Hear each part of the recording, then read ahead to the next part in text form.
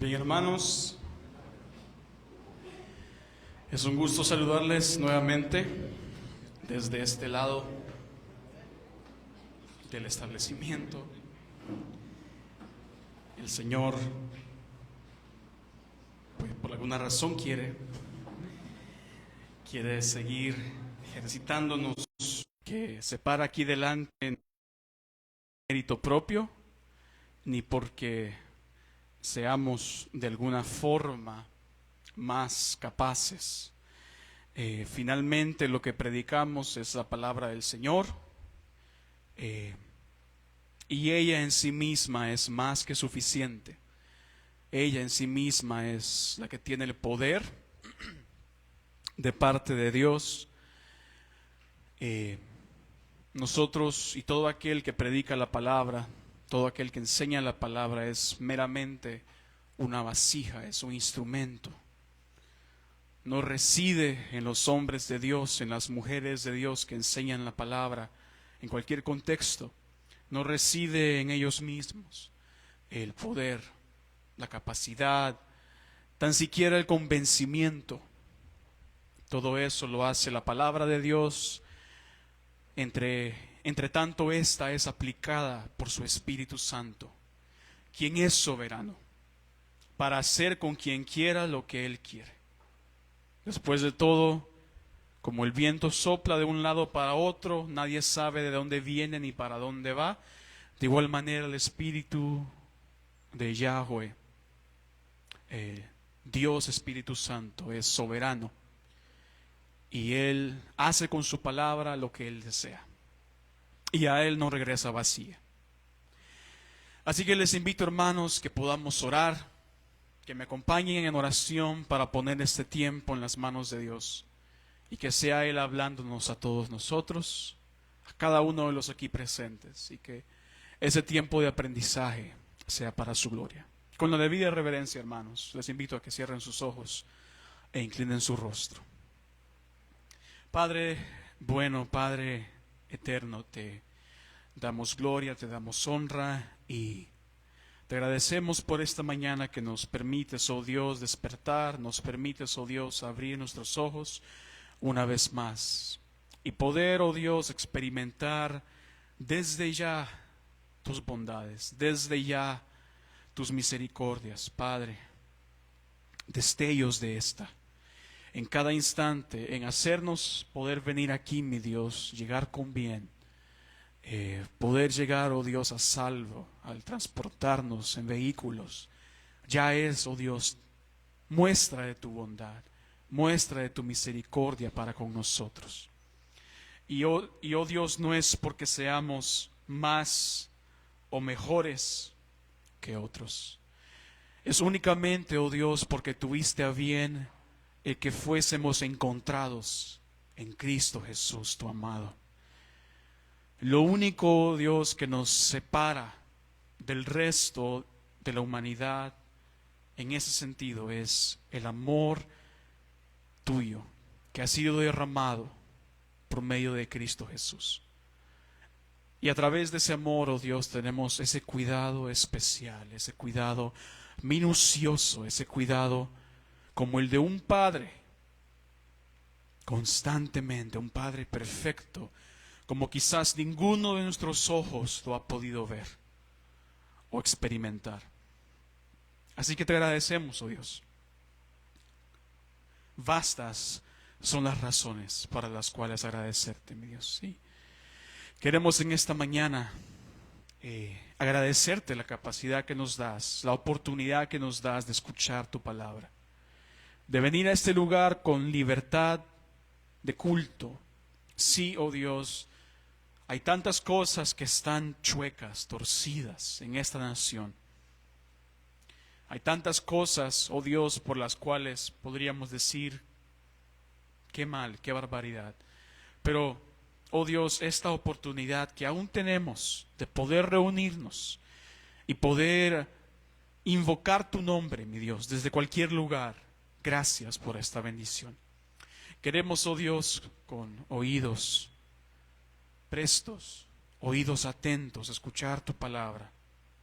Queremos, mi Dios, atender a ella, a tu ley. Abre nuestros ojos, oh Dios, y contemplaremos las maravillas de tu ley. Enséñanos, oh Dios, lo que nosotros por nosotros mismos no fuéramos capaces de entender. Usa, como siempre lo haces, a tu Santo Espíritu para dirigir nuestro entendimiento, dirigir nuestro razonamiento y sobre todo para humillar nuestras ideas predispuestas, nuestras presuposiciones de lo que creemos muchas veces que tu palabra debe decir. Haznos oír de manera humilde y que tu palabra no regrese a ti vacía. Te lo pedimos, oh Dios, para gloria de Jesucristo, en nombre de quien oramos esta mañana. Amén y amén. Con su debido permiso, hermanos.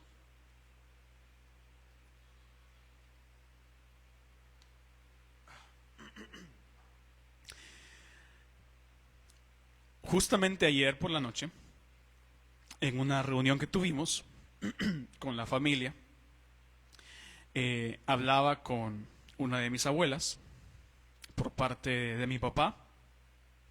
Quizás no todos la conocen, muy pocos la han de conocer. Y con los que estábamos hablando con ella, ella nos compartía cómo ella pasa al tanto de estos canales y programas televisivos como lo son Discovery Channel y todos estos.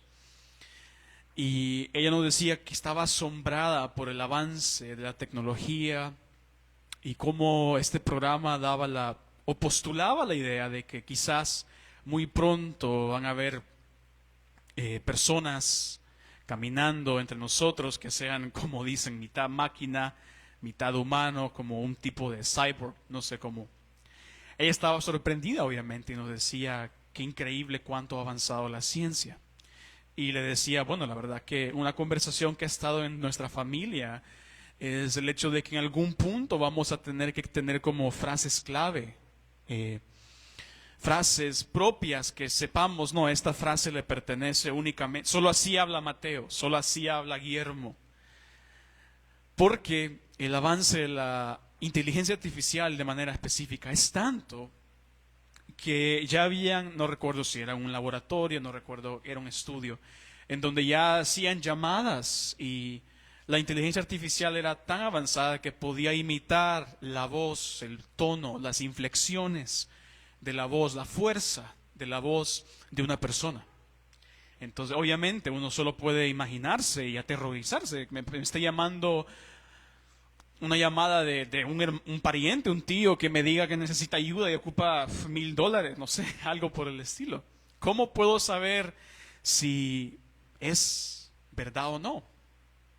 Y de ahí salía la idea de tener frases clave. Y es interesante que la inteligencia artificial, entre tantas cosas, la manera en que se ha aplicado en la fotografía, en los videos ahora, uno puede editar, puede quitar un objeto que estaba ahí y la inteligencia artificial es capaz de rellenar inteligentemente, obviamente, y generar en el momento lo que pudiese ser o lo que ella se imagina que pudiera ser lo que estaba allí. De manera que mucho más ahora que antes, en las redes sociales hay que ser muy cuidadosos también con lo que vemos, con los videos que vemos posteados, con lo que se dice que alguien dijo, hasta grabaciones hay, porque entre más funcionalidades tiene, y ahora lo podemos tener desde un aparato como este, es sorprendente, nos damos cuenta que hay más cosas que pueden alterar la realidad. Y tenemos que poner a prueba, tenemos que ser ágiles, minuciosos en examinar estas cosas para distinguir si son verdad o no. Llámese videos, llámese publicaciones, llámese fotografías. Tenemos que ser muy cuidadosos, casi que como con un ojo detectivesco, algo por el estilo, y tratar de distinguir lo falso y lo verdadero. Y así como tenemos que poner a prueba muchas cosas hoy en las redes sociales, que nos bombardean por todos lados, Dios a través del apóstol Pablo en 1 Corintios 13:5 nos dice: pónganse a prueba para ver si están en la fe. Examínense a sí mismos. Lamentablemente, así como en las fotos, así como en los videos, así como en las grabaciones de voz, que parecen ser verdaderas y no lo son, imitando la realidad, también pasa en el cuerpo de Cristo. La realidad es que el Señor mismo, a través de diversas parábolas, hablando de cómo es el reino de los cielos, Él habló que existe el trigo y la cizaña. Y estos crecen juntos. Y aún en el contexto de la agricultura, diferenciarlos no es trabajo de cualquiera. Tiene que ser un agricultor con experiencia, que sea capaz de distinguir el trigo de la cizaña, pues son muy parecidos. Y así puede ser en el cuerpo de Cristo, tristemente. Muchos hoy en día portan ese título de cristiano, de evangélico, pero quizá no han nacido de nuevo en realidad. En verdad, no son hijos del Dios vivo y verdadero. Entonces surge la pregunta. No como que nosotros tenemos que andar juzgando quién es, quién no es, pero ¿cómo podemos saber quién es en verdad una persona que está en Cristo? Pues nadie de nosotros porta un cartelito que diga nacido de nuevo o creyente, cristiano verdadero. Nadie de nosotros lo tiene. Y el Señor mismo dice: por sus frutos podrán conocer. Él hablaba ahí obviamente de los falsos maestros, pero podemos extender su aplicación entendiendo entonces qué tipo de árbol produce qué tipo de fruto igualmente. Un árbol bueno no va a dar mal fruto, y un árbol malo puede dar buen fruto. De una misma fuente no fluye agua salada y agua dulce. Es antinatural. Entonces, retomando el mandato, porque de hecho es un imperativo el que encontrábamos en el pasaje que cité, 1 Corintios 13:5, examínense, pónganse a prueba. Y poniéndola en retrospectiva, ¿cómo puedo yo, cómo puede usted, hermano, hermana, amigo, amiga, cómo podemos saber que en verdad estamos en la fe, que somos verdaderos hijos de Dios? Y la realidad es, podría decir que el 85%, 90% de los aquí presentes, cuando hemos estado pasando momentos de tropiezo, de flaquezas en nuestra comunión con Dios, en nuestro caminar en este peregrinaje hacia el cielo, muchas veces hasta nosotros mismos dudamos o hemos dudado en el pasado, quizás en inmadurez. Decíamos: ¿en verdad estoy en Cristo? Señor, vuelvo a hacer esto que no quiero hacer, vuelvo a caer en esto, vuelvo a pecar de esta manera que no quiero pecar, porque soy como Pablo y digo: lo que no quiero hacer, eso termino haciendo. Y lo que tanto mi alma quiere hacer, que es vivir en obediencia, no lo hago por más que quiero. Oh Dios, miserable de mí, miserable de mí. ¿Cómo puedo saber en verdad que soy un hijo de Dios? Y en base a lo que Pablo nos dice, creo que es evidente que si hacemos ese mismo tipo de cuestionamiento, Jesucristo está en vosotros, a menos que estéis reprobados, podemos tener una respuesta concreta, al menos en nuestro ser interior. Por lo cual, hermanos, les invito a que vayamos a Primera de Juan. Vamos a Primera de Juan, al capítulo 5.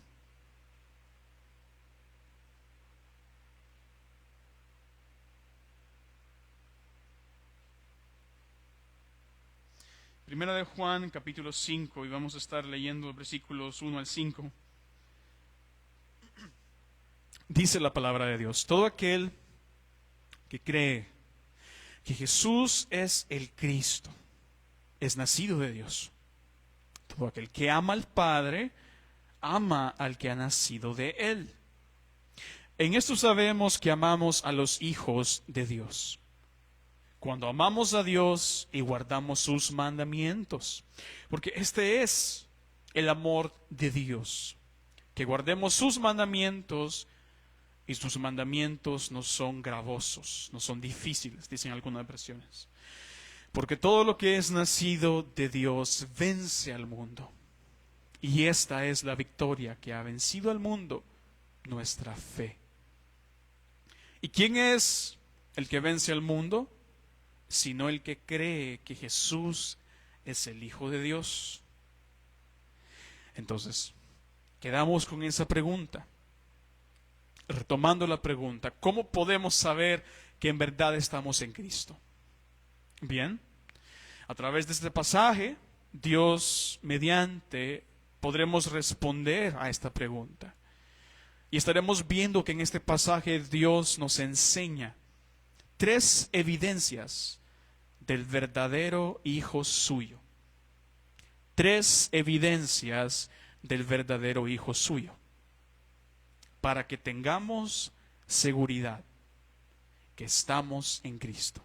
Para aquellos que toman nota, repito una vez más, 3 evidencias del verdadero Hijo de Dios, para que tengamos certeza o seguridad que estamos en Cristo. Para poder dar contexto necesario, obviamente, porque la última vez que estuvimos aprendiendo estábamos en Filipenses, y cómo así que nos saltamos a otro libro, en otro tiempo, de otro autor. Bueno, en un futuro, Dios mediante, ya veremos por qué, si Dios nos permite. En lo que se desarrollan otras enseñanzas, retomaremos Filipenses. Pero por el momento, vamos a ver este pasaje.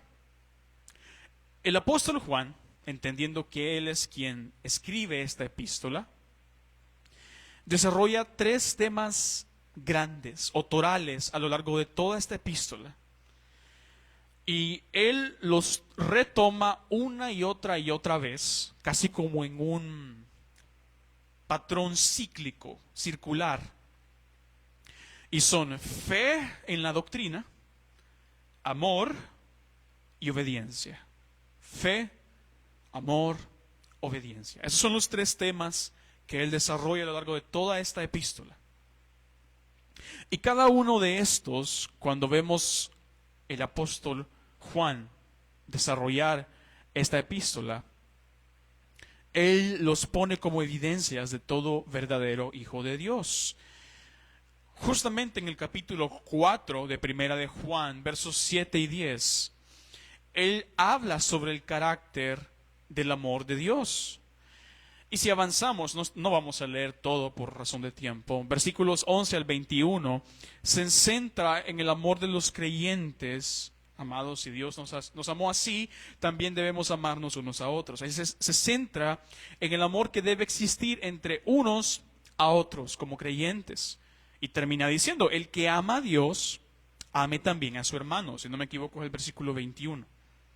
Corroboremos. Ok. El que ama a Dios, ame también a su hermano.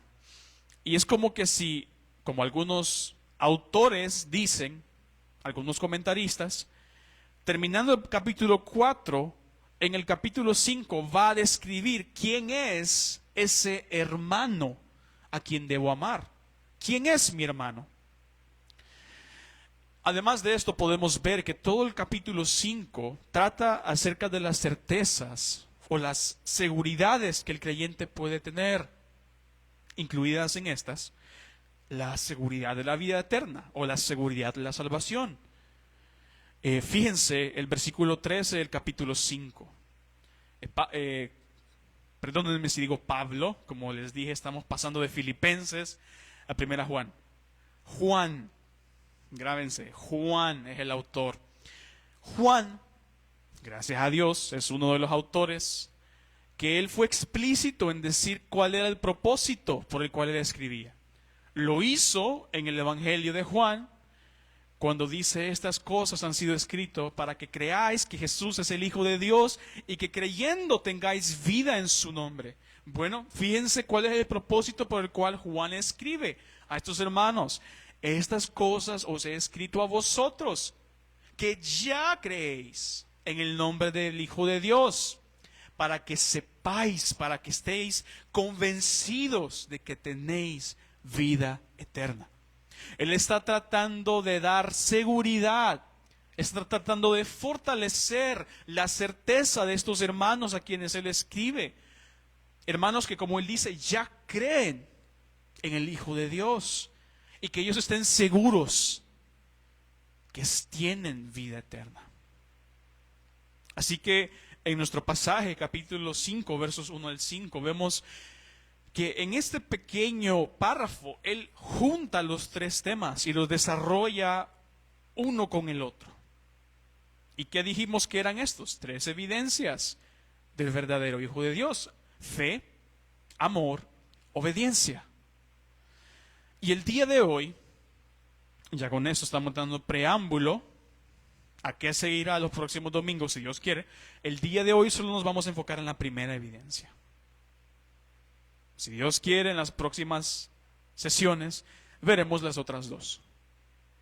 Ahora, quiero decir, vale decir y aclarar desde ya, como dije anteriormente, la manera de escribir del apóstol Juan, adrede, guiado por el Espíritu Santo, es de una manera muy circular. Así que este pasaje no lo vamos a ir desarrollando en orden necesariamente, o sea, del 1 al 5, sino que vamos a ir quizás saltando a lo largo de este párrafo y viendo cómo cada evidencia se resalta a lo largo de esta pequeña porción, versículos 1 al 5 del capítulo 5. Y veremos también cómo estas tres no pueden existir sin la otra. Son como un triángulo equilateral, equiangular. Si removemos uno de los ángulos, ya no es un triángulo. Cada una depende de alguna forma de la otra y se relacionan íntimamente. Veamos entonces cuáles son estas tres evidencias del verdadero Hijo de Dios, para que tengamos certeza que estamos en Cristo. La primera y la única que desarrollaremos el día de hoy, la primera evidencia del verdadero Hijo de Dios es fe en la verdad. Fe en la verdad. Fíjense, verso 1, primera parte, verso 1, primera mitad. Todo aquel que cree que Jesús es el Cristo es nacido de Dios. Si saltamos al versículo 4, segunda mitad, o 4b.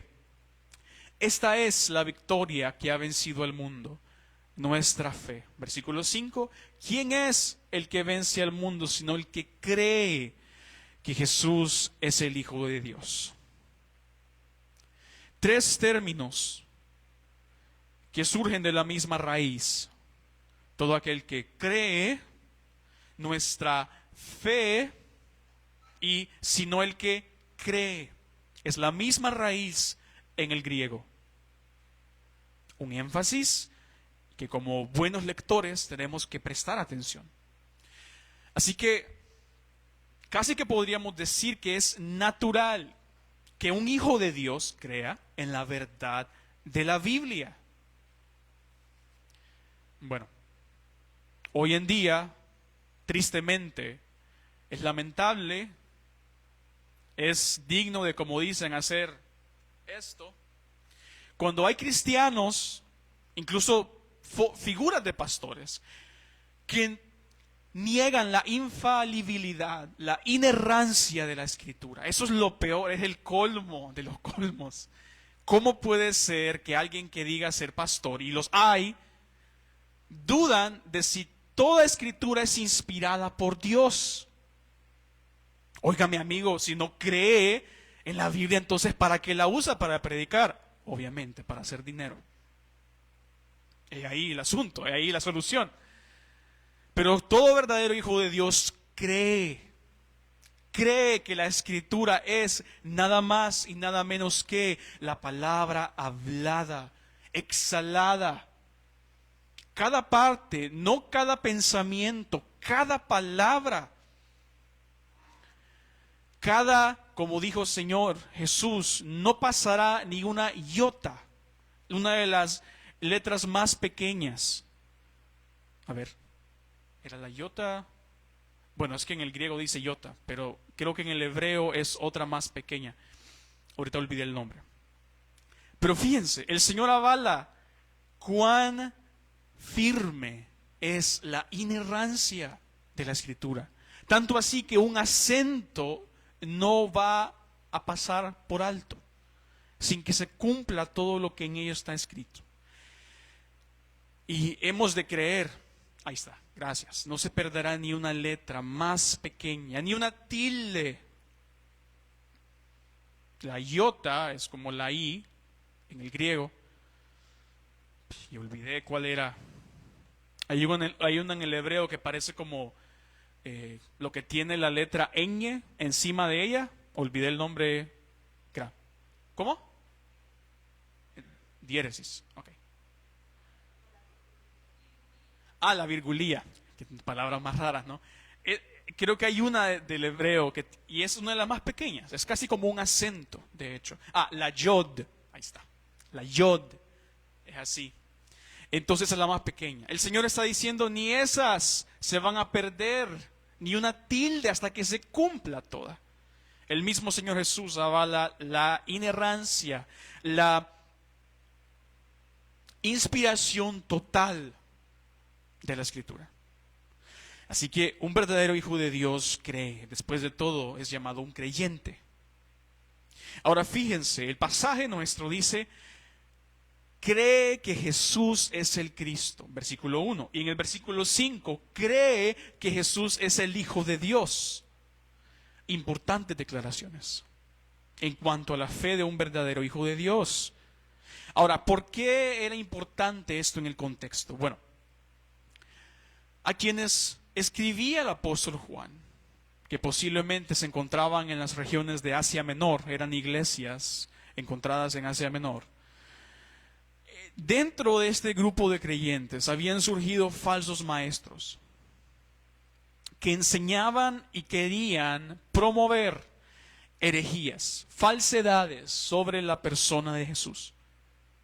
Había dos grupos sectarios, heréticos también, que estaban tratando de afectar lo que ya había sido puesto como un fundamento, el cimiento del Evangelio en la vida de estos hermanos. Y estos parecen ser los principios del gnosticismo, que como su nombre lo dice, el gnosticismo viene de gnosis, que quiere decir conocimiento. Ellos alababan la idea de adquirir conocimiento y decían poseer un conocimiento especial, particular, más elevado que el resto. Además, el gnosticismo, como quizá algunos sepan, enseñaban que la materia física, el cuerpo, era en esencia malo y que el alma, porque ellos sí creían en el alma, en ese ser inmaterial, era bueno. Miraban al cuerpo como la prisión del alma. Era pues la muerte como una liberación, cosa que la Biblia no enseña. Y uno de los grupos que eran el principio del gnosticismo eran llamados los docetistas,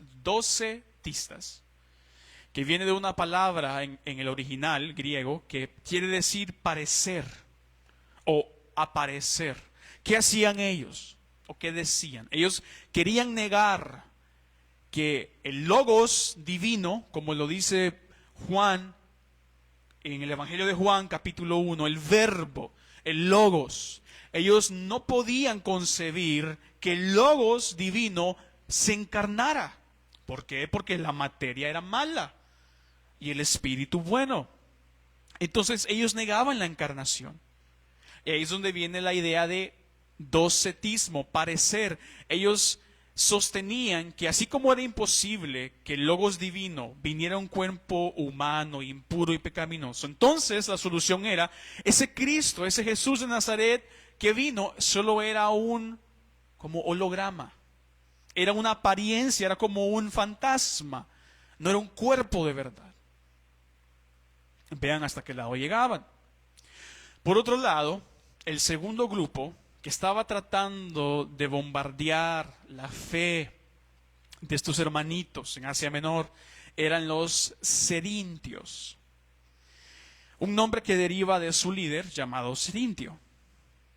Y las enseñanzas que él promulgó, él separaba al Jesús humano del Cristo divino. Decía que Jesús era el hombre y que el Cristo era un espíritu que poseyó a Jesús. Y descendió sobre Jesús humano cuando fue bautizado, pero cuando estaba muriendo en la cruz, como el Cristo divino no podía sufrir, entonces lo abandonó. Y quien murió solo fue Jesús. Pero el Cristo divino regresó al cielo mientras Jesús moría en la cruz. Ilógico, pero bueno, es lo que ellos creían y trataban de propagar dentro de las iglesias. Ahora, lo terrible de estas aberraciones doctrinales, es la única manera de llamarles, es que ellos pensaban que sus enseñanzas era una interpretación diferente, una interpretación nueva, una interpretación mística de las Escrituras. Y se exaltaban diciendo: nosotros tenemos un conocimiento más profundo que ustedes cristianos. Y Juan, firmemente motivado, guiado por el Espíritu de Dios en esta misión de afirmar a sus hermanos en la fe, él ataca estas herejías. Una y otra vez las desenmascara, revela lo que en realidad son a lo largo de toda la carta. Fíjense una de las veces en que Juan atacó a estos falsos. Fíjense en el capítulo 2, verso 22. Recuerden lo que dije de los Cerintios. ¿Recuerdan? Ellos separaban a Jesús del Cristo. Miren lo que dice Juan: ¿quién es el mentiroso sino el que niega que Jesús es el Cristo?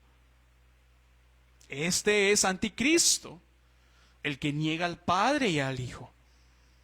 ¿Se dan cuenta? Los llama mentirosos, los llama anticristos. Además, si vamos al versículo 23, dice que todo aquel que niega al Hijo tampoco tiene al Padre. De manera sencilla, él está diciendo que es imposible que estas personas que están tratando de enseñar algo distinto acerca de Jesús, tan siquiera pueden estar en una relación verdadera con el Padre, porque niegan al Hijo. Y esto es así porque en las palabras del Señor Jesús, en Juan 14:6, no tenemos que ir ahí, como sabemos, este famoso pasaje: yo soy el camino, la verdad, la vida, nadie viene al Padre sino por mí. El Señor Jesús dijo de manera categórica, específica, no dijo yo soy uno de los caminos, dijo yo soy categóricamente el camino. No dijo yo soy una de las verdades, él dijo categóricamente yo soy la esencia de la verdad. Y no dijo yo soy algo así como un estilo de vida. Él dijo categóricamente la vida soy yo. Y nadie puede llegar al Padre si no es a través de una relación de fe con el Hijo de Dios, Jesús de Nazaret, el Cristo. Así que aparte de una fe en Cristo, tal como lo declaran las Escrituras inspiradas por Dios, es imposible tener una verdadera relación con el Padre. Imposible. Creer algo distinto a lo que la palabra de Dios dice sobre la persona de Jesús, Jesús de Nazaret, es poner la fe personal en algo que no acerca a Dios. Cambiar, alterar, restar, añadir a la enseñanza de la Escritura respecto a la persona y obra de Jesús de Nazaret es poner mi fe en algo que no me va a dar salvación. Yo debo creer lo que la Biblia dice y punto. Nada más, nada menos. Lo que el Antiguo Testamento declaró acerca del Mesías venidero, que se cumplió a perfección. ¿Cuántas profecías? Cientos de profecías cumplidas en el nacimiento de ese bebé en Belén. Creo lo que dice el Antiguo Testamento, la simiente que habría de venir, la simiente de la mujer que apareció, Jesús de Nazaret, aplastó la cabeza de la serpiente, murió en lugar del pecador, resucitó en poder, dando vida al pecador, ascendió y ahora reina a la diestra del Padre. Eso debo de creer. Por otro lado, vemos estas declaraciones en nuestro pasaje acerca de aquel Hijo de Dios, un creyente verdadero, y tiene una relación verdadera con Él. Como ya dijimos, cree que Jesús es el Cristo y que es el Hijo de Dios. Cree que Jesús, hablando del Cristo, ¿qué queremos decir? Obviamente estamos hablando de una palabra griega, Cristo, que deriva del hebreo Mesías, que quiere decir el ungido. Creemos que Jesús es el Mesías prometido por los profetas, como el Salvador venidero, y quien, como se entiende en el pensamiento de Juan, revela perfectamente a Dios el Padre, pues es el Cristo divino y el Hijo de Dios. Y esta fe, de hecho, como vemos aquí, como se expresa que es un verbo, aquel que cree, en los versículos 1, versículo 5, así como en la misma palabra fe en el versículo 4, claro que involucra conocimiento, pero no lo es todo. Aunque, como ya lo hemos dicho, hermanos, el Evangelio fielmente predicado, fielmente expuesto, apela al razonamiento humano. No es un acto, como ya hemos dicho desde aquí enfrente, no es un acto en donde usted y yo apagamos nuestro razonamiento y aceptamos en total ceguera. Hacemos como le dicen, sacrificamos nuestro razonamiento por abrazar meras fantasías. No es eso. El Evangelio apela al razonamiento del hombre. ¿Por qué? Porque, bueno, por alguna razón el Señor también lo dejó escrito para que fuese leído por el ser humano y entendido. Tiene sentido. Pero va más allá de simplemente entender intelectualmente la verdad de Cristo. Involucra aceptar esa verdad bíblica, respondiendo con plena convicción, con seguridad. Acepto, estoy de acuerdo con lo que Dios ha dicho acerca de Jesús, su Hijo. Pero también la fe que hablamos aquí no solo involucra el aspecto intelectual, no solo involucra la parte de aceptar, involucra un aspecto volitivo, que quiero decir, en donde yo dependo, confío, me rindo a esta verdad. No solo la recibí intelectualmente y la acepté y confieso que es verdad, sino que rindo mi vida a ella en dependencia total en Cristo y su obra redentora como el único medio de justicia personal. Y obviamente esta fe conlleva la sumisión al encomendarme completamente al Redentor. Eso involucra la fe. Sí, conocimiento, también aceptación y plena dependencia. Esta es la fe que todo verdadero hijo de Dios tiene y muestra en su manera de vivir. Si estamos en Cristo, como dice el Evangelio de Juan, capítulo 1, ¿recuerdan ese pasaje? Capítulo 1, versos 12 y 13.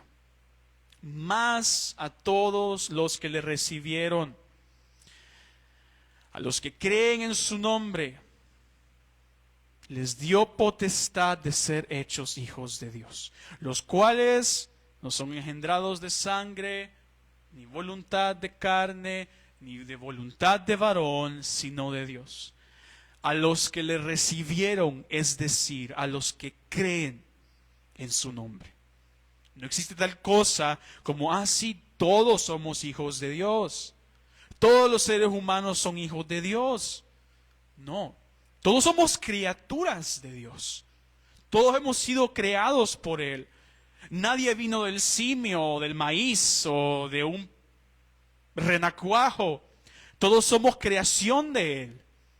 Pero no todos somos hijos de Él. Son hijos de Dios los que le reciben a Jesús, los que creen en su nombre. ¿Okay?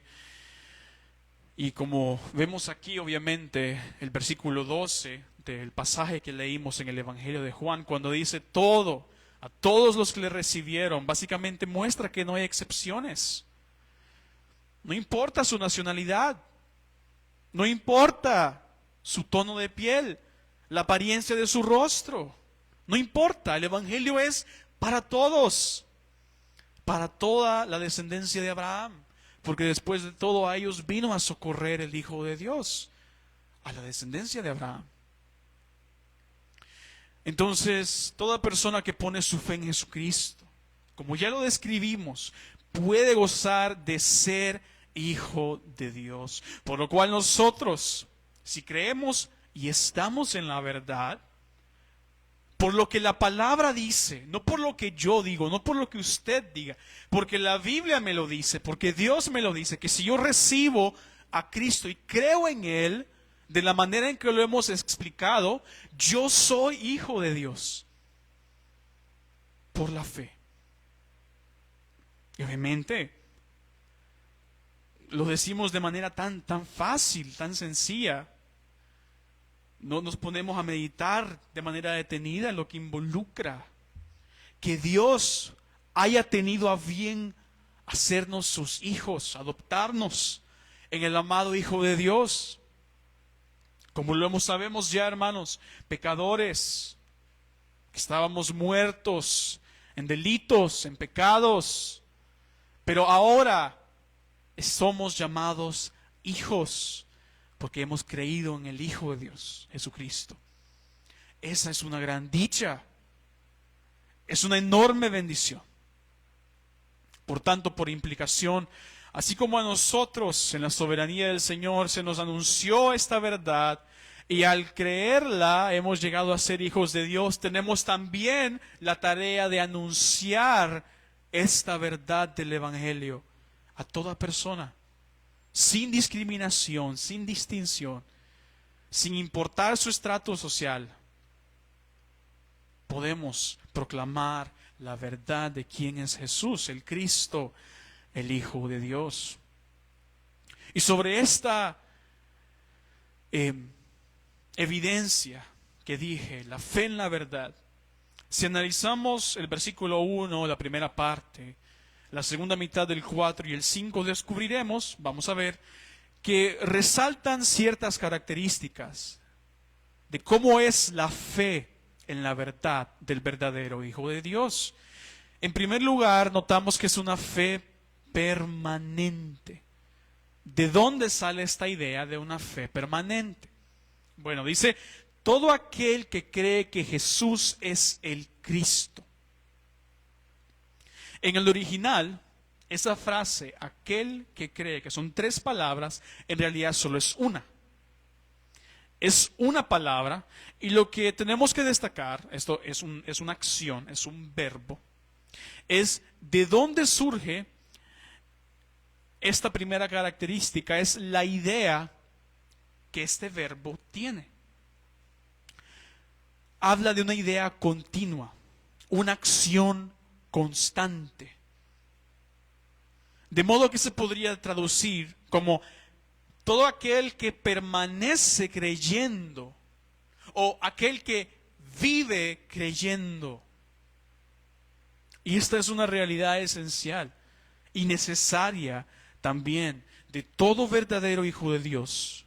Aquel que ha creído en Cristo Jesús, ha nacido de nuevo, cree desde el primer día y permanece creyendo hasta que el Señor lo llame a su presencia. Claro, hay altos y bajos en el caminar del creyente. Hay pruebas, hay dolor, hay decepciones.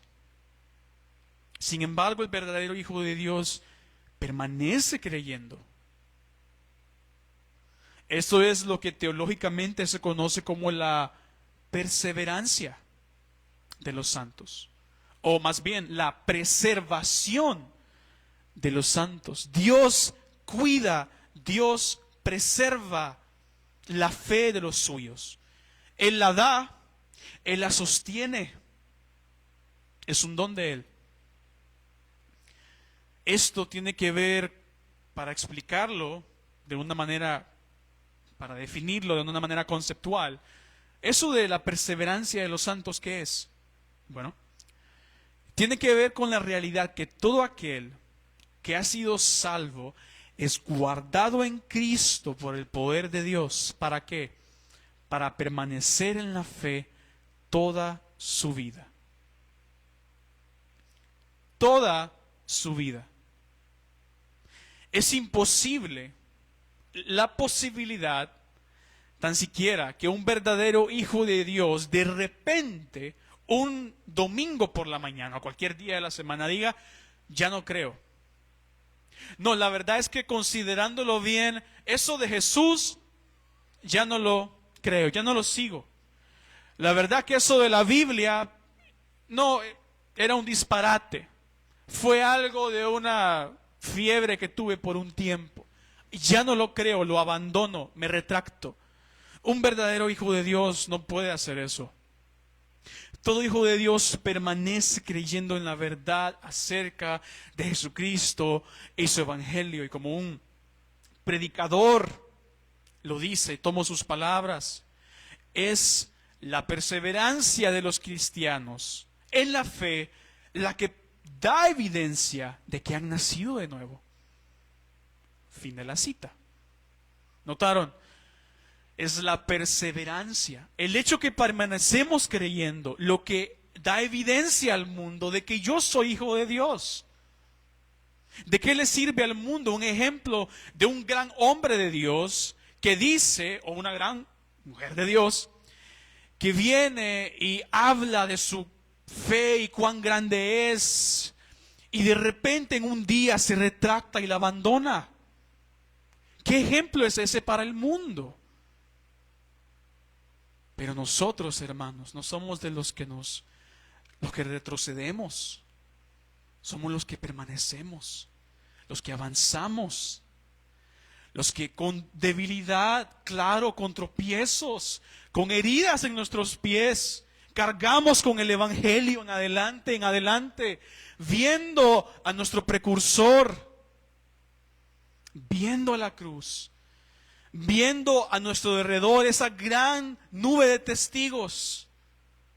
Avanzamos con lágrimas, avanzamos con angustia, con pecado, pero lavados para siempre, santificados, purificados una y otra vez, constantemente invitados a la mesa, constantemente invitados a la mesa. Siempre habrá un lugar para nosotros en la mesa.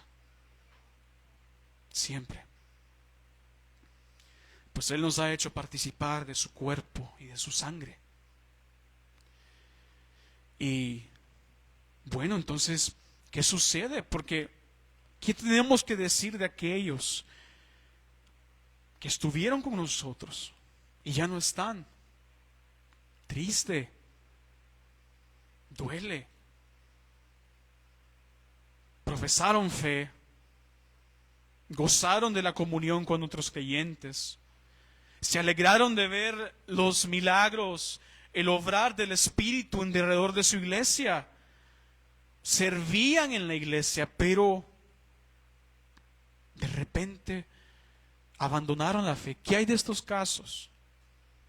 Bueno, el apóstol Juan tiene la respuesta, guiado por el Espíritu de Dios. Capítulo 2, verso 19. Dicho sea de paso, él dice esto acerca de los falsos maestros que salieron de la misma iglesia, salieron de nosotros, pero en realidad no eran de nosotros. ¿Por qué?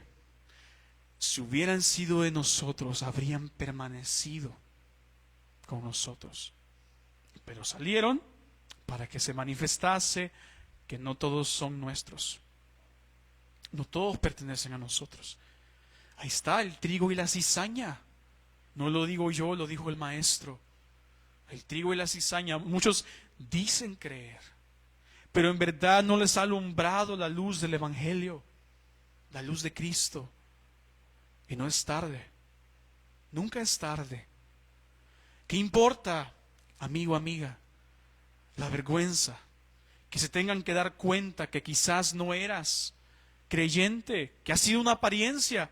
¿Qué importa más, la vergüenza o el premio del galardón que hay en Cristo para hoy rendir tu vida al Señor? El verdadero Hijo de Dios permanece creyendo en Jesucristo. Nadie, nada puede arrebatarlo de esta gloriosa verdad. ¿Por qué? El Señor Jesús dijo, Juan 10, Evangelio de Juan 10, verso 27, 29. Qué grandioso. 27. El Señor Jesús, una vez más, mostrando su igualdad con el Padre, que Él es Yahweh, porque Yahweh se dice de Él que Él es el pastor, Salmo 23. Y Él igualmente se describe a sí mismo muchas veces en el Antiguo Testamento como el pastor de Israel. Jesús de Nazaret dijo acerca de sí mismo, como un pastor, el gran pastor: mis ovejas oyen mi voz, yo las conozco, ellas me siguen. Yo les doy vida eterna, de mí mismo jamás perecerán. Y ahí, si no me equivoco, en el original tiene algo que en el español no se puede hacer. Tiene dos negativos. Es como que si dijera nunca, nunca, jamás, jamás. El Señor dice, nunca van a perecer. Nadie las arrebatará de mi mano. Y sigue diciendo, mi Padre que me las dio es mayor que todos. ¿Quién es más grande que Dios? Ni usted mismo, hermano. Ni usted mismo, amigo, amiga. Ni su pecado es más grande que Dios. Mi Padre que me las dio es mayor que todos. Nadie las puede arrebatar de la mano del Padre. Seguros en la mano del pastor, seguros en la mano del Padre. ¿Qué más seguridad ocupamos? Obviamente, en la fe, tristemente, muchos van a apostatar de la fe. Personas que se apartan, que abandonan la fe. Pero tenemos que afirmar entonces que así como aquellas personas que se apartan de la fe, en verdad no han tenido un encuentro de renovación de vida con Cristo, y resta aún el tiempo para que se arrepientan y vengan a los brazos del pastor. Pero aquellos que están en Cristo, aquel verdadero Hijo de Dios, permanece en la fe, nunca la va a abandonar. ¿Por qué? ¿Por sí mismo? No, porque Cristo lo guarda. Porque el gran pastor de las ovejas lo guarda. Y porque el Padre lo guarda para toda su vida. Así que estamos firmes. Si estamos en Cristo, si hemos confiado en el Evangelio de Jesús, confiamos en Él. Permanecemos en la fe.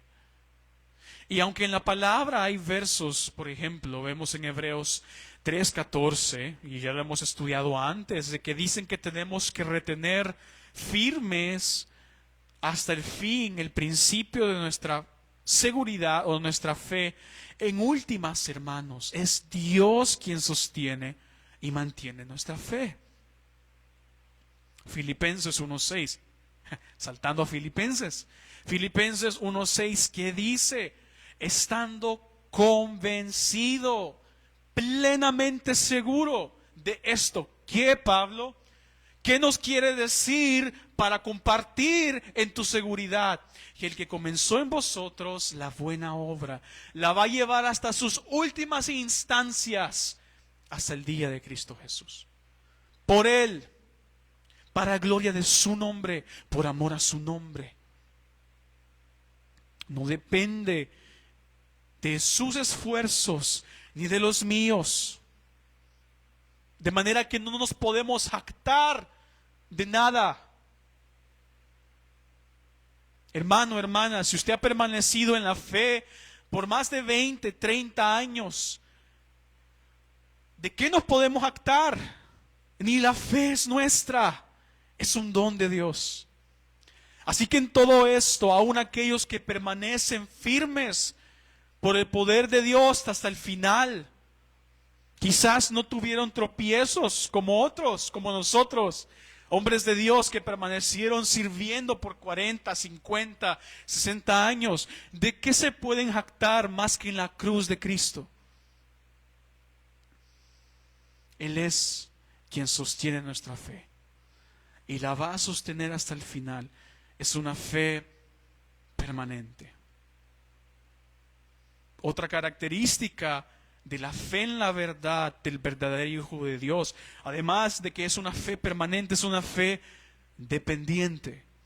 Y quiero que veamos esto. Versículo 1 siempre. Versículo 1.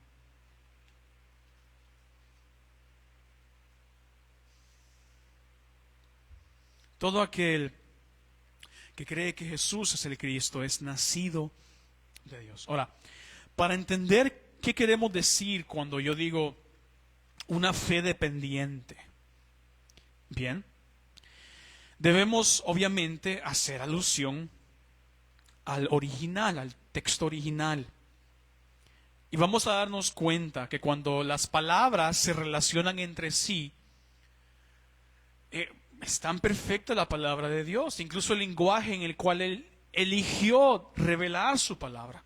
Es tan rico en matices y es tan específico que con unas pequeñas relaciones entre palabras salen de las más grandes verdades doctrinales del cristianismo. Versículo 1 dice, es nacido de Dios. Ya dijimos que cuando dice aquel que cree es una acción constante, presente, permanece creyendo, vive creyendo. Ahora, es nacido, conserva bien la idea que tiene en el original. Es una acción pasiva. ¿Qué quiero decir con esto?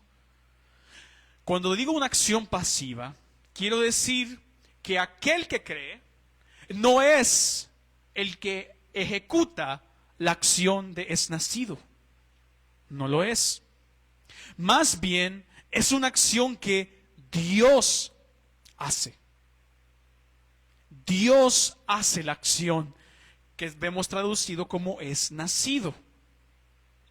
Por así decirlo, Dios es ese agente externo que produce el nuevo nacimiento en todo hijo suyo. Y bueno, la frase de Dios, la idea que quizás quiera comunicar es eso, de fuente, origen, de dónde surge ese nacimiento, de Dios. Aunque también está queriendo resaltar esa relación de parentesco, padre, hijo, como vemos que también lo hace el apóstol Juan, más adelante lo veremos en el versículo 2. Pero algo también que tenemos que ver es, cuando dice es nacido y lo relacionamos con aquel que cree, es nacido, es una acción en el pasado. Es una acción en el pasado que tiene efectos o resultados permanentes hoy. El énfasis no está tanto en lo que ocurrió, más bien en lo que es verdad hoy. Aunque fue una acción concreta antes. El énfasis está en la experiencia, la realidad de que el Hijo de Dios es nacido de nuevo hoy. Por eso dice, es nacido. Por eso trataron de, los hermanos que han estudiado la palabra de Dios, lo tradujeron de esa forma. Porque el énfasis está en el hoy, a pesar de que fue una acción anterior. Y con eso dicho, cuando vemos aquel que cree, es nacido, esa acción, es nacido, antecede a la acción de la fe. Déjenme lo explico más. ¿Qué quiere decir esto? La fe es un resultado, no la causa del nuevo nacimiento. Dios primero nos hace nacer de nuevo, nos da vida espiritual, nos transforma de nuestro estado de muerte para que ya teniendo vida entonces podamos creer la verdad. ¿Se dan cuenta? Viendo dos frases, dos verbos desde el original. Una acción presente, una acción pasada con efectos permanentes hoy. Pero la acción pasada antecede a la de aquel que cree. Eso es el nuevo nacimiento. Eso es la gloriosa realidad del nuevo nacimiento. ¿Y qué es? Fíjense lo que, tenemos el relato famoso en el capítulo 3 del Evangelio de Juan, recuerdan, esa ocasión donde el gran maestro de Israel, un hombre llamado Nicodemo, viene a Jesús de noche por vergüenza que fuera a ser visto por sus compatriotas, sus compañeros judíos, eruditos. Viene de noche y el Señor le explica en aquella conversación y nos damos cuenta cuando vemos la historia. Veamos. Versículo 1, solo para que vean lo que quiero mostrarles. Nicodemo, versículo 2, vino de noche, dijo: Rabí, sabemos, es decir, yo y un resto de amigos, quizás judíos, maestros en la ley, que has venido de Dios como maestro. Y el sustento de ese argumento nuestro, Rabí, es que nadie puede hacer las señales que tú haces si Dios no está con él. Jesús, ¿qué hace? Ataca su urgente necesidad. En verdad te digo que el que no nace de nuevo no puede ver el reino de Dios. Jesús no se detuvo a acariciar las palabras, los elogios, lo que quiso decirle Nicodemo. Le dijo de un solo: tienes que nacer de nuevo, si no, no vas a ver el reino de Dios. Y claramente, por el lenguaje de Jesús, cuando pasamos al versículo 5, después de la perplejidad de Nicodemo, él le dice: en verdad te digo que el que no nace de agua y del Espíritu no puede entrar en el reino de Dios. Si seguimos leyendo, lo que es nacido de la carne, carne es; lo que es nacido del Espíritu, Espíritu es. No te asombres, no hagas escándalo de que te haya dicho: tienes que nacer de nuevo. El viento sopla de donde quiere, oye su sonido, no sabes de dónde viene ni a dónde va. Así es todo aquel que es nacido del Espíritu. Sigamos leyendo. ¿Cómo puede ser esto? Vean lo que le dice Jesús. Hombre, tú eres maestro de Israel, ¿no entiendes? ¿Qué quiere decir Jesús con esto? Él daba por sentado de que Nicodemo entendía.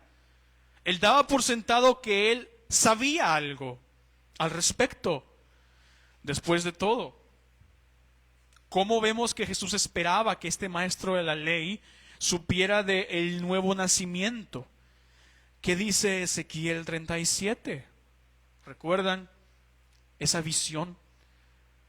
El valle de los huesos secos. Esa promesa de ese nuevo pacto jamás antes imaginado que Yahweh haría con su pueblo. Yahweh hace ver a su profeta Ezequiel un valle de huesos secos, secos en gran manera. Y él le dice, en lo que seguimos leyendo, que ese era el estado espiritual de la casa de Israel. Pero ¿cuál es la pregunta que le hace Yahweh a este hombre? Hijo de hombre, ¿vivirán estos huesos? ¿Vivirán? ¿Qué podía decir el profeta? ¿Cómo iba a responder? Ante los ojos, en esta visión, era un montón de huesos secos. Posiblemente no podíamos distinguir uno de otro. Un fémur de una tibia, no podíamos distinguirlo. Era un valle de huesos secos, desperdigados por todo alrededor. ¿Cómo podía responder el profeta? Bueno, la única manera posible. Yahweh, tú sabes. Tú lo sabes. Yo no, tú lo sabes. Y vemos que dice el versículo 4 en adelante. Dijo entonces Yahweh, profetiza sobre estos huesos y diles, huesos secos, ¿qué deben oír? La palabra. Oíd palabra de Yahweh. Así ha dicho Yahweh el Señor a estos huesos. He aquí yo hago entrar espíritu en vosotros. Viviréis, pondré tendones, haré subir sobre vosotros carne, les daré piel, pondré en vosotros espíritu, viviréis. Y cuando esto suceda, sabrán que yo soy Yahweh. Me conocerán por mi nombre. ¿Qué hizo el profeta? ¿Qué podía hacer? Profeticé, pues como me fue mandado. Y hubo un ruido mientras yo hablaba, mientras yo profetizaba, un temblor. Y los huesos se empezaron a juntar, cada uno en su lugar, hueso con hueso. Y después tendones, carne, piel, pero no había espíritu. Me dijo Yahweh, profetiza el espíritu. Profetiza, hijo de hombre. Di, así ha dicho Yahweh el Señor, espíritu, ven. De los cuatro vientos, sopla, así como nadie sabe de dónde vienes y a dónde vas. Sopla sobre estos muertos, van a vivir. Y profeticé como me había mandado. Entró espíritu en ellos, vivieron. Y estuvieron de pie un ejército grande. Fíjense lo que dice el versículo 12, 14. Por tanto, profetiza, diles, así ha dicho Yahweh, el Señor, Yahweh Adonai, el amo. Yo abro vuestros sepulcros, pueblo mío. Os haré subir de vuestras sepulturas y os traeré a la tierra nuevamente. Y sabrán que yo soy Yahweh, el Dios del pacto. Cuando abra vuestros sepulcros, os saque de vuestra muerte espiritual, oh pueblo mío, pondré mi espíritu en vosotros y viviréis y os haré reposar sobre vuestra tierra. Y sabrán que yo hablé, Yahweh, y lo hice, dice Yahweh. Esta era la promesa que Jesús esperaba que Nicodemo supiera. Jesús le hace ver que esto es una obra del Espíritu Santo. Como vimos acá, el Espíritu vino por la palabra del Señor y dio vida a estos huesos. Esa es la realidad. No es algo que el hombre, huesos secos, pueda hacer.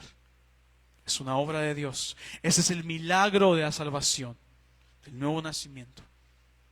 Ese acto divino en donde Dios sopla, da, otorga vida espiritual por medio de la obra del Espíritu. Al pecador que estaba como huesos secos. Efesios 2, muertos espiritualmente. La realidad, hermanos, es que nuestra fe, si creemos en Jesús de Nazaret, quien hablaba esa noche con Nicodemo, el maestro de Israel, si creemos que Él es el Hijo de Dios, es porque Él nos dio vida primero, para poder confesar que en Él está la vida, que Él es el Hijo de Dios.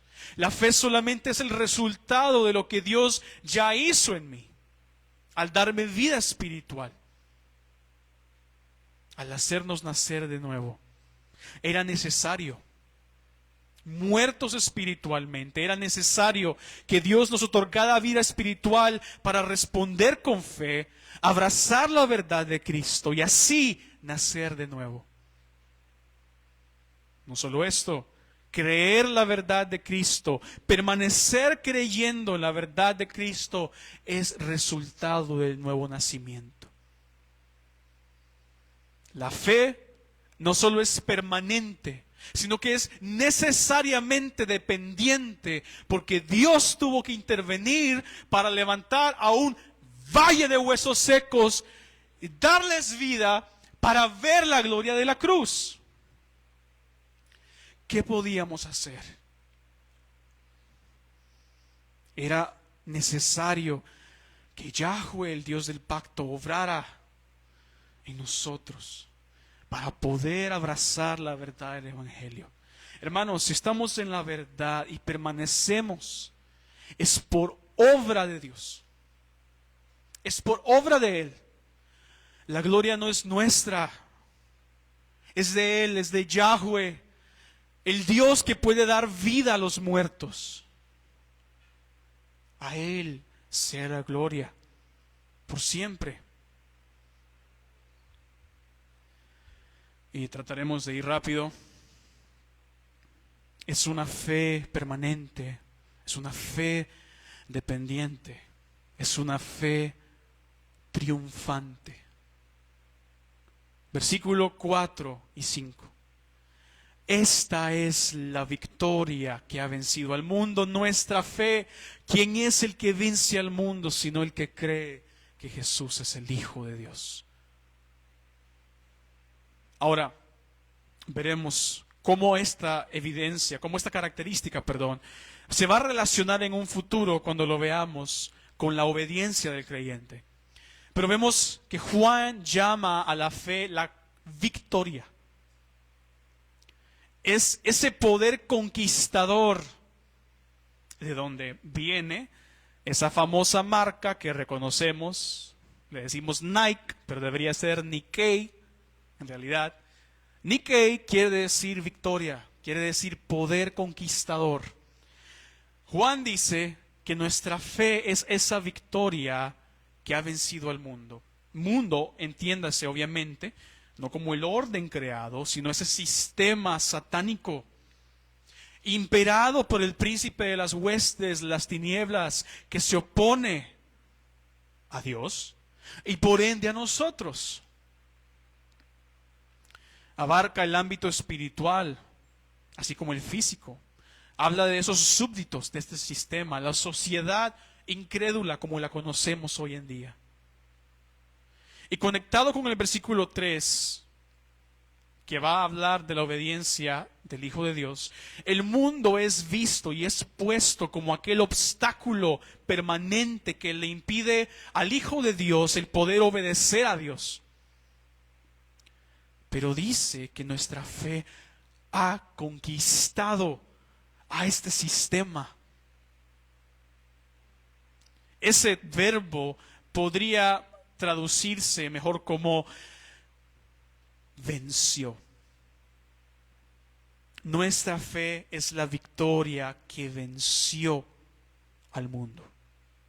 Bien, ¿y a qué se refiere Juan cuando dice que ya venció? Hay por lo menos dos formas de entenderlo, pero en mi opinión, creo que lo que Juan tiene aquí es el momento en que el creyente vino a la salvación. ¿Cómo así? Bueno, a través del nuevo nacimiento, el creyente es capacitado entonces para poder responder con fe al Evangelio. Por medio de la fe, el Hijo de Dios es uno con Cristo, lo hemos hablado, es uno con el Hijo de Dios. Y el Hijo de Dios dijo, confíen, yo he vencido al mundo. Y así como el Hijo de Dios, Jesús de Nazaret, venció al mundo, a este sistema satánico que se opone a todo lo que viene de Dios, yo participo de la victoria del Hijo de Dios por medio de la fe. Y el triunfo en la cruz es mío por la fe. Ahora, el versículo 5, ¿quién es el que vence al mundo? Debería ser traducido. La idea es, ¿quién es el que vence al mundo? Solo el que cree. O solo el que vive creyendo en la verdad sobre Jesucristo, el Hijo de Dios. ¿Y quién es esa persona que vive creyendo? El Hijo de Dios, el verdadero Hijo de Dios. Y así como la fe del Hijo de Dios es continua, también su victoria sobre el mundo. El que vence, el que persiste en conquistar, ese poder conquistador es el que le da victoria al Hijo de Dios sobre el mundo. Continua, hoy, mañana, por el poder del Hijo de Dios, quien murió y resucitó para darme entonces de su victoria y participar con Él. La victoria definitiva suya, hermano, mía, ocurrió cuando nací de nuevo. Cuando creí en Jesucristo, su verdad, y fui hecho partícipe de su victoria sobre el mundo. Es por esa victoria que yo puedo día con día persistir en vencer al mundo, sus acechanzas, sus tentaciones, sus obstáculos. Tenemos, hermanos, una fe triunfante que, como veremos en su momento, nos lleva a vencer el mundo continuamente y a obedecer. Una fe que desde que nacimos de nuevo nos hizo uno con el Hijo de Dios. El Salvador que venció una vez y para siempre por medio de su ofrenda, una vez y para siempre, a la potestad del mundo. Porque no solo murió, Jesucristo vive, resucitó, nos lleva a participar de su triunfo por medio de la fe.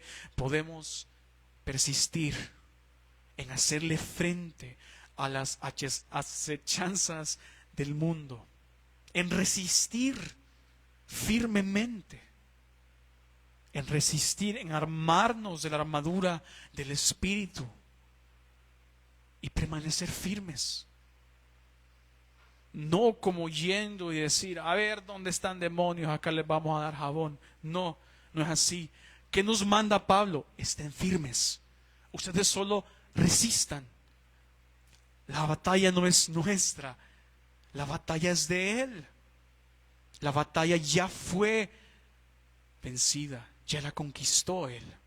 Yo solo debo resistir firme, unido a Cristo, reconociendo que Él es el centro de mi fe y que Él, con quien estoy unido íntimamente, es en quien tengo la victoria sobre este sistema pecaminoso y de maldad, conocido como el mundo y toda su vanidad. Así que, hermanos, ¿qué hemos aprendido? Que Dios nos enseña 3 evidencias del verdadero Hijo de Dios, para que tengamos certeza que estamos en Cristo. Vimos la primera, fe en la verdad. Es una fe permanente, es una fe dependiente, es una fe triunfante. Y quiero cerrar citando ese pasaje en Juan 20, que ya lo mencioné antes. Juan 20, 30, 31. Hizo además Jesús muchas otras señales en presencia de sus discípulos, las cuales no están escritas en este libro. El resto de señales, el resto de milagros que Jesús de Nazaret hizo, dice Juan, no están aquí. Pero lo que se les ha escrito Lo que se habla en este libro se ha escrito para que crean que Jesús es el Cristo, el Hijo de Dios. Y para que viviendo en una fe constante tengan vida en su nombre. Podemos tener certeza que estamos en Cristo. Nuestra fe es el testimonio que hemos nacido de Dios, que somos sus hijos. ¿Y qué podemos hacer más que estar agradecidos? No depende de nosotros, ni en su inicio, ni en su permanencia, ni en su desenlace. Creemos en la verdad de Jesucristo, permanecemos creyendo porque al Dios soberano se le plació abrir nuestros ojos a la verdad. Él quiso darnos vida en su gracia. Entre miles y millares de sus criaturas, Él quiso darnos su gracia a nosotros. Y por esta realidad podemos vencer la tentación del mundo. Obviamente tenemos que ser fieles en predicar esta verdad. Para aquellos que nos oyen exponer el Evangelio, aquí en la congregación o fuera, sabemos que no hay esperanza fuera de Cristo. Ellos deben llegar a conocer esta misma fe que nosotros tenemos, experimentar arrepentimiento. Igualmente, para aquellos, quizás hermano, hermana, amigo, amiga, usted está dudando, quizás usted duda de su salvación.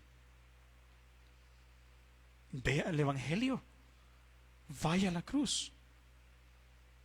Vaya a la cruz. Allí se va a dar cuenta que solamente a los pies de la cruz, cuando dejo de verme a mí mismo y empiezo a ver a Cristo, entonces no encuentro manera en que me pueda perder, porque Él es quien me sostiene. Y gozar juntamente con el resto de la grey, con más denuedo, con más entrega, no con dudas, con entrega y denuedo, servir al Rey de Reyes y alentarnos unos a otros con estas palabras, y más cuando vemos que aquel día se acerca. Les pido que me acompañen en oración, hermanos.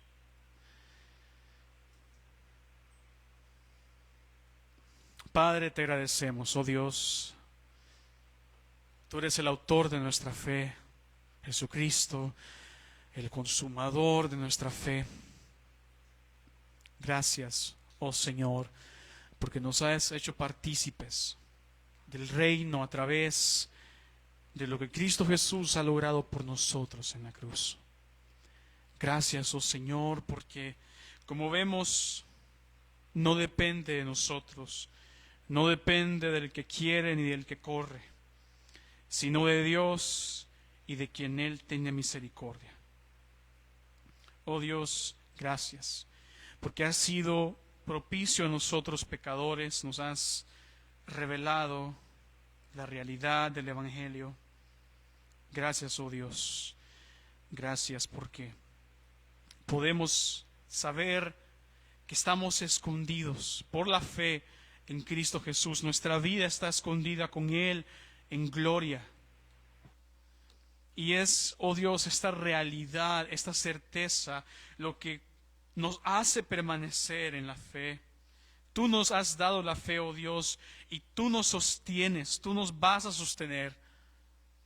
Tú mismo, como lo has prometido a través de tu palabra, nos has de presentar en aquel gran día con gran gozo ante ti, oh Dios.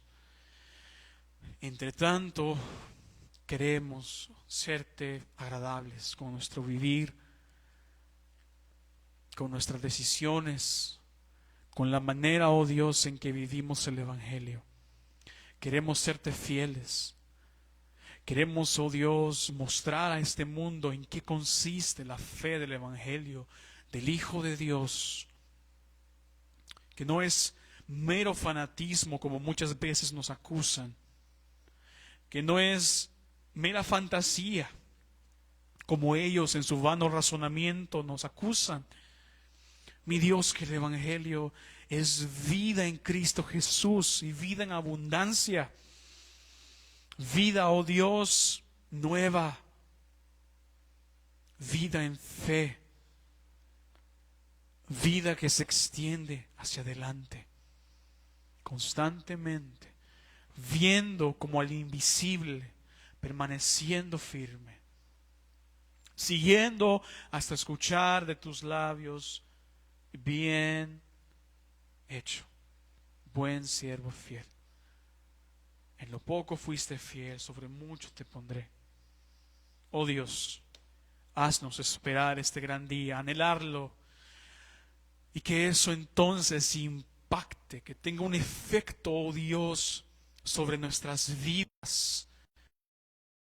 Nada más pudiera hacerlo, como solamente tú, mi Dios, y tu Espíritu, y a través de tu palabra se puede lograr. Gracias, oh Dios.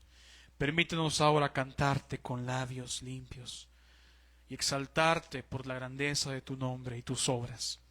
Todo esto lo pedimos en Cristo Jesús. Amén.